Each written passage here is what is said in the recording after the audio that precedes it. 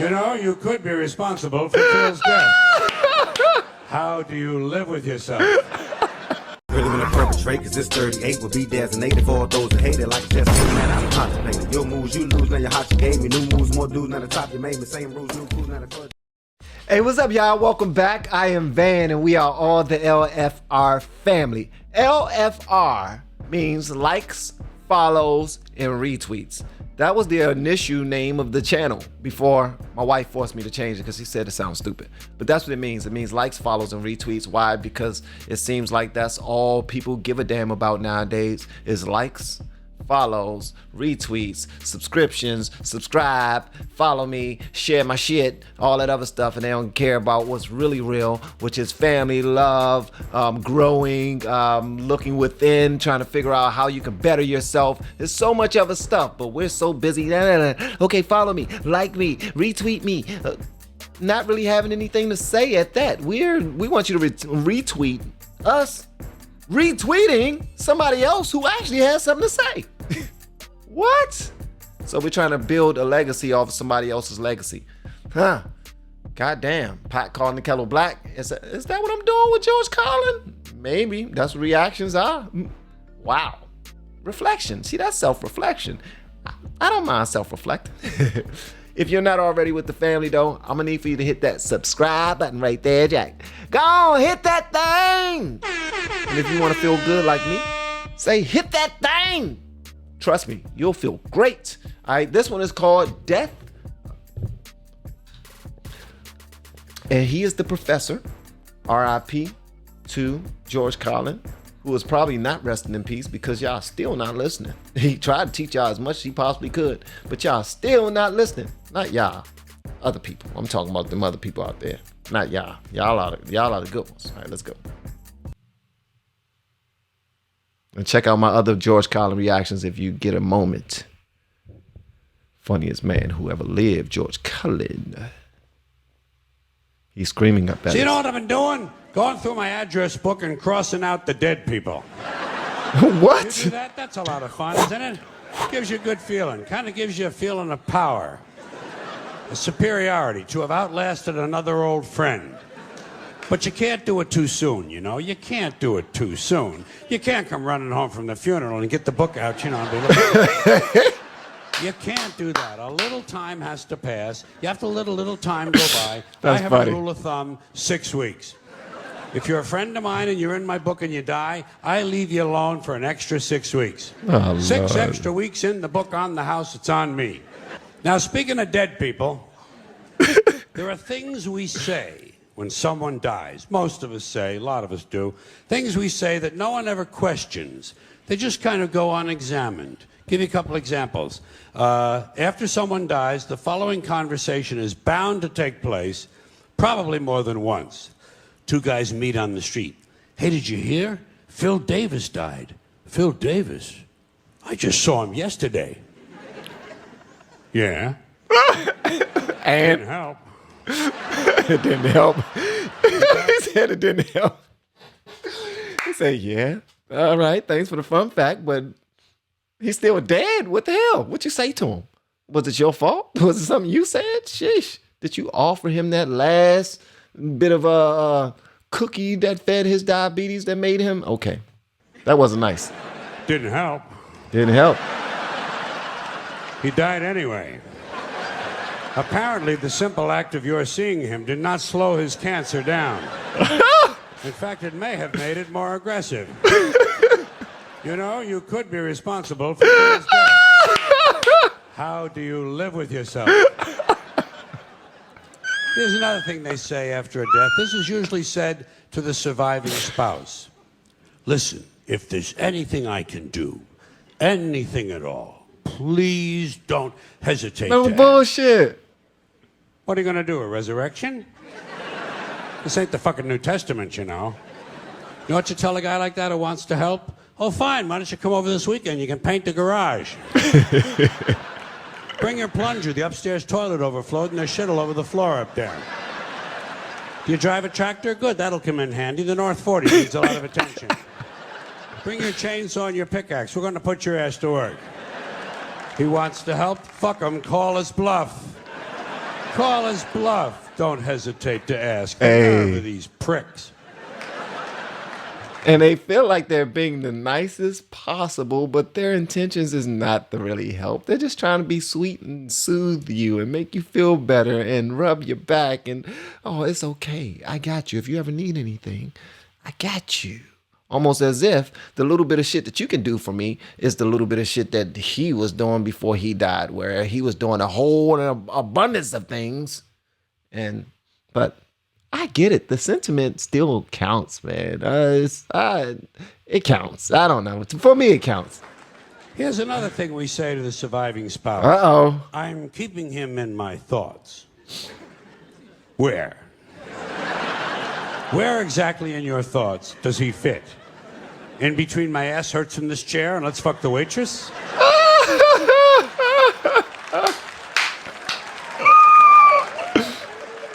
What are your priorities?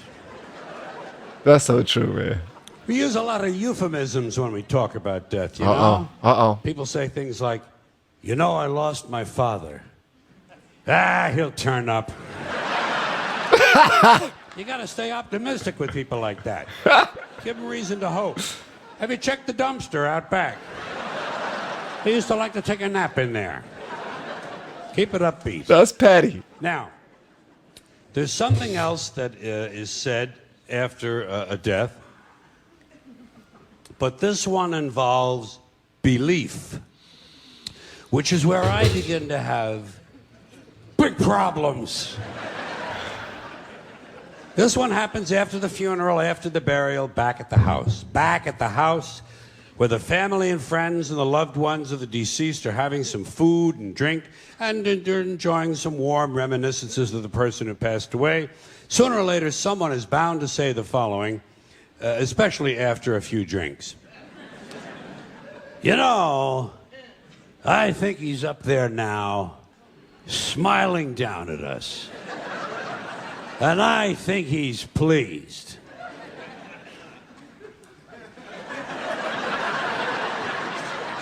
Go ahead. Get their ass, George. Get their ass. First of all, Get their ass. there is no up there. No. For people to be smiling down from.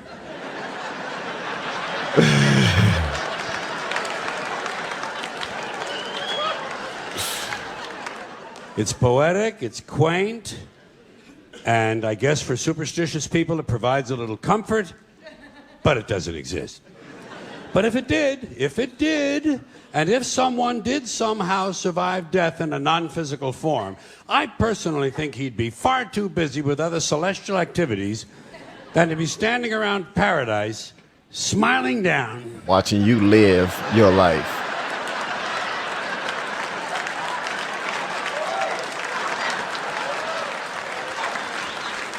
On live people. What kind of a fucking eternity is that? And why is it no one ever says, I think he's down there now, smiling up at us? Apparently it never occurs to people that their loved ones might be in hell. Your parents could be in hell right now. Your parents in hell, your father for sure. You know what? Some of my family are still mad at me because we've had a couple of people who passed away untimely. And I might have said some things, and I love my family. I love my family before and after death. But I'm the type of person that speak the truth to, right to people's faces. And some people aren't ready for that. They want to be massaged. They want to hear the fantasies. They want the same things that we used to feed their little silly asses when they was kids. And they want to hear that Santa Claus is real. They want to hear that Easter bunnies are real. They want to hear that everything will be all right. How the hell do we know? We don't know. But they want you to tell them the most positive thing ever because it makes you come off as a good person if you say that to them. So most times when we do that, it's not to soothe them, it's to save face and make us feel good that At least we reached out to them. At least we said something nice to them. And it's never about them. It's never about them. Like having a real conversation with them about their loved one, something that's near and dear to them, by all means. But saying all that other corny bullshit, sugar honey iced tea, not necessarily the best thing to do. Your parents could be in hell right now. Not gonna stop us from it, though. Parents in hell. Your father for sure. Your father for sure is in hell. Oh, shit, I knew him. Hell is full of dads. Full of dads. Full of Even dads the ones in that hell. took you to the ball game. Just for beating the shit out of you once too often. And fucking the neighbor lady. And fucking the neighbor dog. And who knows, maybe even fucking the UPS man. We'll never know what mischief Dad was up to. Parents in heaven. Parents in hell, excuse me. Kind of gives me a nice feeling, you know? Grandparents in hell. Grandparents. Picture that. Man, I got beaten in the head with a broom one time. Well, attempted to get beaten in the head with a broom one time by one of my aunts after my grandma passed away. And I loved my grandmother. She really, whenever I was dancing and singing in front of her and stuff, she was rooting me on. And whenever one of my other cousins was doing it, she'd be like, sit your ass down. You ain't got no talent. And she was mean. She was mean as hell. But I overheard my family members talking about she was in heaven. And I was like, no, not grandma. She was mean. And my aunt did not like that. At all. At all. She didn't want to hear that. That's her mother. I dare you say that about my mother. She took that daggone broom and tried to go over top of my head, but my reflexes was cat-like, right? I did catch it on the arm a little bit. Got away from them. But I've always been that way. I've always been this truthful. So it does help sometimes. To your grandmother in hell. Baking pies without an oven. Baking pies without an oven. And if someone were in hell, I doubt very seriously he'd be smiling. I think he's down there now, screaming up at us. And I think he's in severe pain. Now, speaking of dead people in heaven, there are some people who not only believe that their dead parents in heaven can see them. Okay? Okay. They honestly believe that their dead parents in heaven can help them. You've heard these people, I'm sure. They honestly somehow believe that their dead parents in heaven can intercede with God on their behalf to gain favors for the living. I come from a Catholic home. I heard this shit. Yeah. They sit there in the chair with the fucking rosary and they look at you like this, you know, and they say, oh, my dad was looking out for me. He was looking out. I don't know how he got me out of that jam, but he got me out. Oh, my mom was in surgery with me.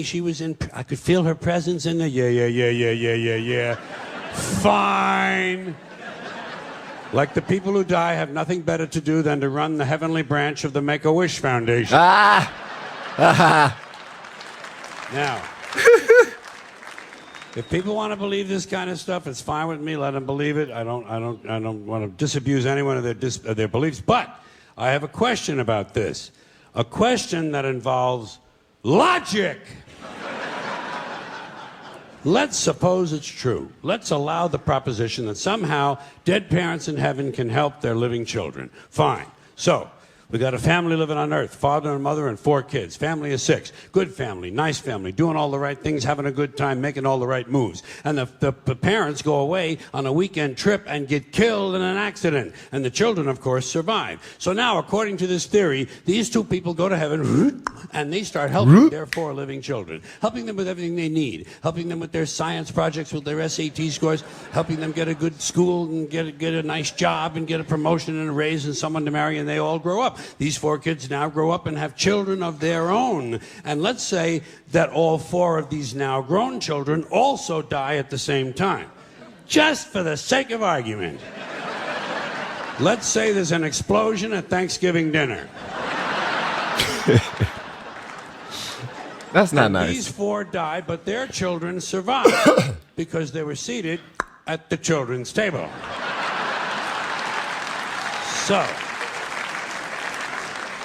So now, according to the theory, these four go to heaven and they start helping their living children. But what happens to the original two? What happens to the grandparents? Do they just go off duty now? What do they do? Is there a retirement program up there? Are there some activities for these people? Shuffleboard, pinball, online poker? There must be something they can do. Or do they have to remain on duty indefinitely? Do they have to keep on helping their living descendants forever and ever and ever? Is that what heaven's all about, helping the living? When do you get to just lie back on a cloud and take a fucking harp lesson? You know what I mean? Exactly. I just received my new wallet from EKSTER, and the packaging was so nice, I figured it'd go perfectly with a glass of wine. And when you push this button, all your cards pop out. Dope. This must be the tracking device.